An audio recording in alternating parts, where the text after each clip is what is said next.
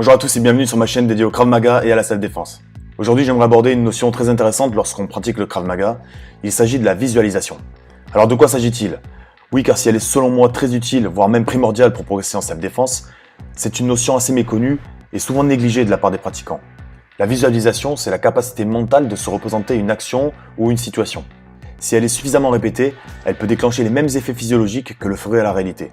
En d'autres termes, visualiser mentalement plusieurs fois la même situation revient pour notre cerveau et notre mémoire à avoir vraiment vécu cette situation. Dès lors, les applications possibles sont multiples.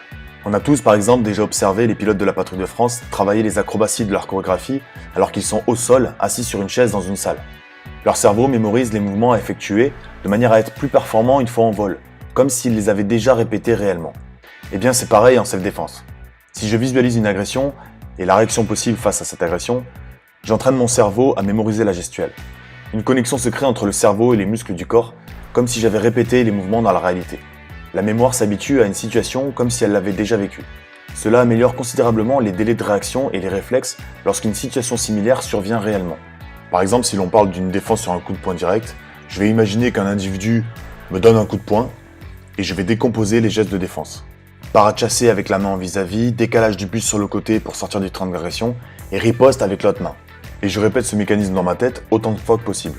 Au bout d'un moment, mon cerveau aura mémorisé la gestuelle. Il va créer les connexions entre la perception visuelle et les muscles sollicités, de sorte que la réaction sera bien meilleure lors de la mise en application réelle. Le rendement de cette méthode est très bon car je peux travailler un nombre infini de techniques sur toutes sortes d'attaques, sans devoir me déplacer et sans avoir besoin d'un partenaire. On peut la pratiquer seul et à n'importe quel moment. Il suffit d'être au calme, sans perturbation extérieure, et de se concentrer quelques minutes sur les mouvements que l'on souhaite travailler. Le meilleur moment selon moi est de s'exercer le soir, avant de s'endormir, car le cerveau s'active pendant la nuit. Il enregistre et consolide tout ce qu'il a vécu ou appris avant le sommeil. Alors évidemment, il ne s'agit pas de dire que la visualisation seule suffit à progresser.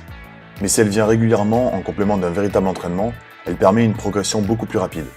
Alors un conseil à ceux qui veulent s'améliorer, ne négligez pas la visualisation, profitez de ses bienfaits avant d'aller à l'entraînement, vous n'en serez que meilleur. Voilà les craveurs, à bientôt pour une nouvelle vidéo et en attendant, go training!